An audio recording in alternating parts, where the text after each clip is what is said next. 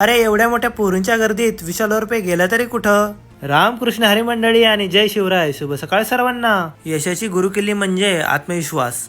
तुमच्या स्वप्नावर विश्वास ठेवा आणि ते साकार करा. याच विचाराने आजच्या वर्कआउटची केली सुरुवात. आज होता बायसेपचा वर्कआउट. इझेड कर्ल बारचे 3 सेट मारून घेतल्यानंतर बायसेप कर्ल मशीनने 3 सेट करून घेतले. त्यानंतर आपण घेतला बायसेप कर्लचा वर्कआउट. बायसेप कर्ल नियमित केल्याने बायसेपच्या स्नायूंमध्ये ताकद वाढते. बायसेप कर्ल केल्याने कोपर आणि खांद्यांच्या सांध्यांची स्थिरता वाढते. त्यानंतर आपण घेतला बायसेप केबल कर्लचा वर्कआउट. केबलचा वापर केल्याने मसलवर सतत ताण राहतो, ज्यामुळे मसलच्या विकासात सुधारणा होते. त्यानंतर आपण शेवटचा वर्कआउट घेतला केबल रोप हॅमर कर्लचा.